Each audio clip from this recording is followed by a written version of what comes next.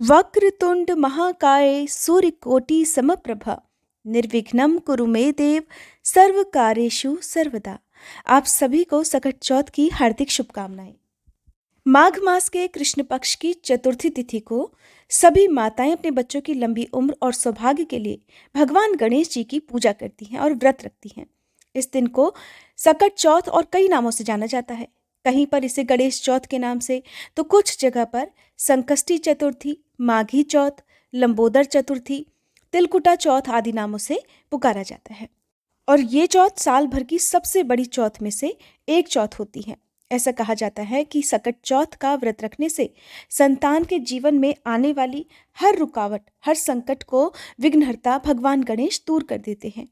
इस दिन माताएं अपनी संतान की लंबी उम्र के लिए सारा दिन निर्जला उपवास रखती हैं और रात में चंद्रमा को अर्घ्य देने के बाद ही व्रत का पारण करती हैं।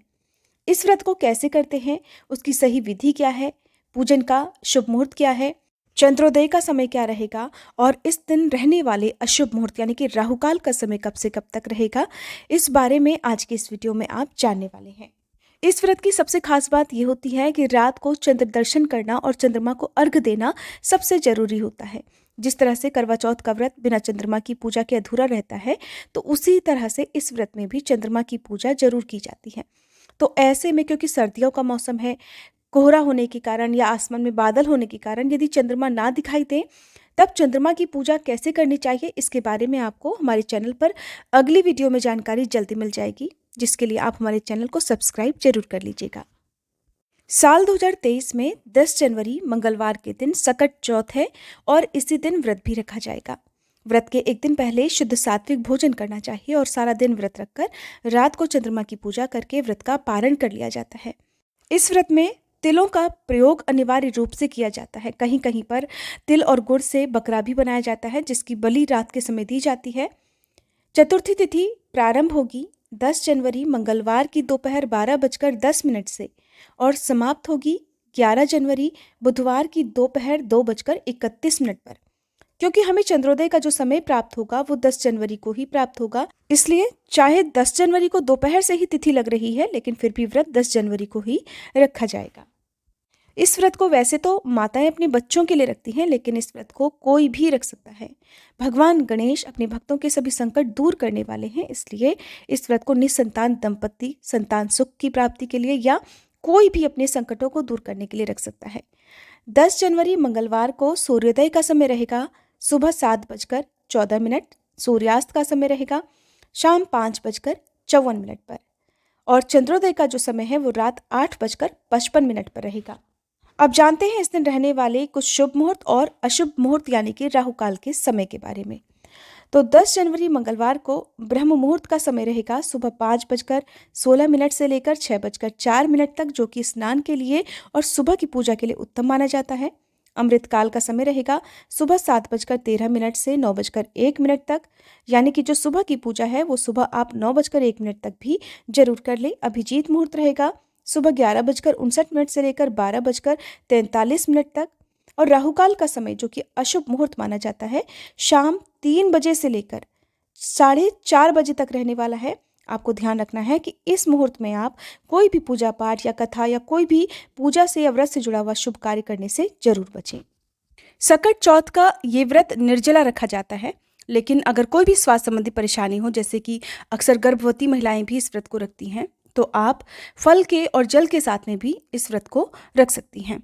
कुछ ऐसी सामग्री होती हैं जिनका सेवन इस दिन शाम से पहले नहीं किया जाता है, जैसे कि तिल, मूंगफली, गुड़ या फिर शकरकंद, क्योंकि शाम की पूजा में ये सारी वस्तुएं भगवान गणेश को अर्पित की जाती हैं और भोग लगाने से पहले खास तौर पर जो व्रती लोग होते हैं उन्हें ये चीज़ें दिन में नहीं ग्रहण करनी चाहिए। शाम को प्रसाद रूप में परिवार के हर सदस्य को इसे जरूर लेना चाहिए।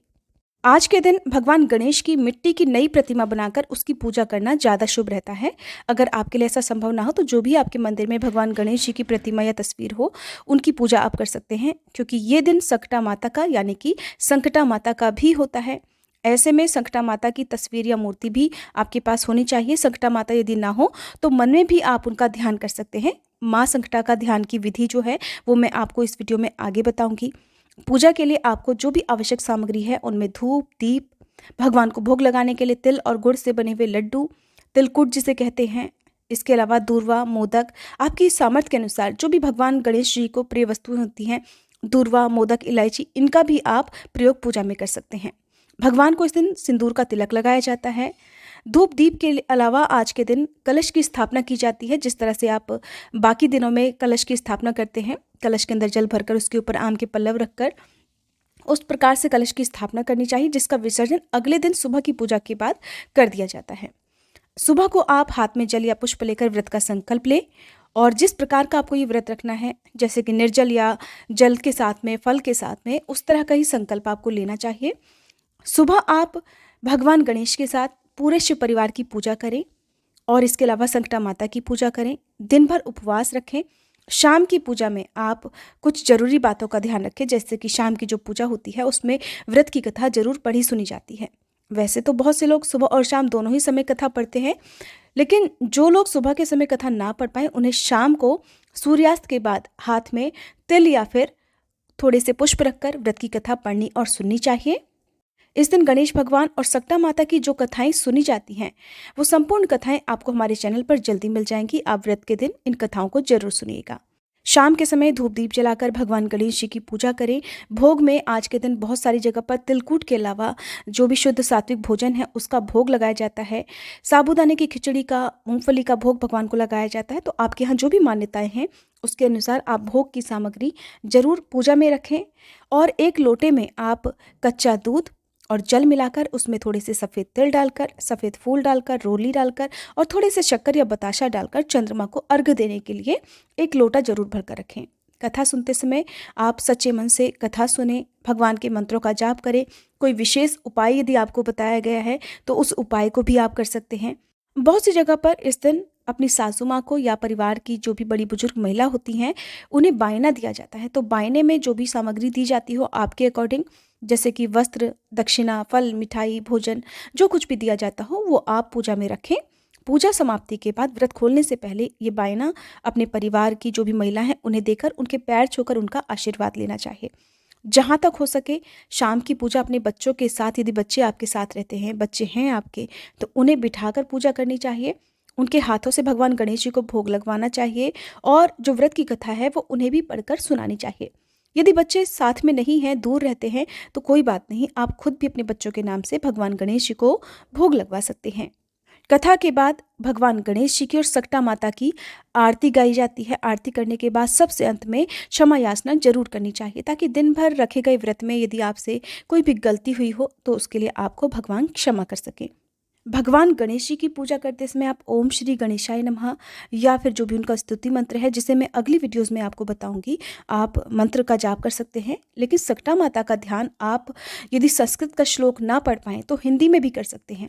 सकटा माता का ध्यान मंत्र है, ध्याये अहम परमेश्वरीम दशभुजाम नेत्र त्रयोदम भासिताम सद्यः संकट तारिणीम गुणमयीमा रक्तवर्णाम शुभाम। अर्थात 10 भुजा, 3 नेत्रों से संपन्न, गुणमयी, सुंदर शुभ्रांगी, लाल वर्ण वाली, संकट से शीघ्र तारने वाली, शुभ्र स्फटिक की माला, कमल के फूल, जलपूर्ण कलश, शंख चक्र गदा, त्रिशूल, तलवार, डमरू आदि से सुशोभित परमेश्वरी सकटा माता का मैं ध्यान करती हूँ। चंद्रोदय का जो समय आपको बताया गया है उसके बाद से आप कभी भी चंद्रमा को अर्घ्य देकर जल और फल ग्रहण करके या तिलकूट ग्रहण करके अपना व्रत खोल सकते हैं। चंद्रमा को अर्घ्य देने के लिए जल के लोटे में जो सामग्री मैंने आपको बताई है, सबसे पहले चंद्र देवता को ओम सह चंद्रमसे नमः इस मंत्र का जाप करते हुए अर्घ्य दिया जाता है। ध्यान रखें कि अर्घ्य देने वाले जल के छींटे इस दिन पैरों में नहीं पड़ने चाहिए। और उसके बाद धूप दीप जलाकर चंद्रमा की आरती उतारनी चाहिए। अपनी ही जगह पर खड़े होकर 3 बार परिक्रमा की जाती है।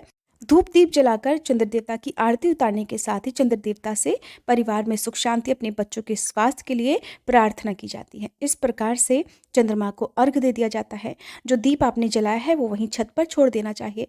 कई बार खुली छत पर लोग पूजा करने में असमर्थ होते हैं, छत नहीं होती है, तो आप बालकनी से या फिर जो भी आपकी विंडो वगैरह है, खिड़की से, आप जहाँ से भी आपको खुला आसमान दिखाई देता हो, पूर्व दिशा की ओर मुंह करके आपको चंद्रमा को अर्घ्य देना चाहिए।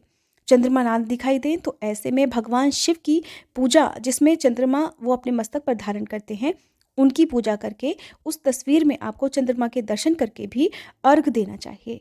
तो ये थी सकट चौथ की बहुत ही आसान पूजा विधि।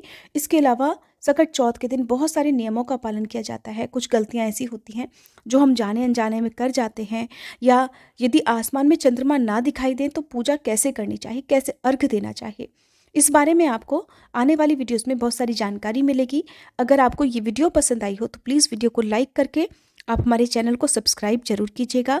और अगर आपको सकट चौथ से संबंधित कोई भी प्रश्न पूछने हो तो आप कमेंट बॉक्स में पूछ सकते हैं।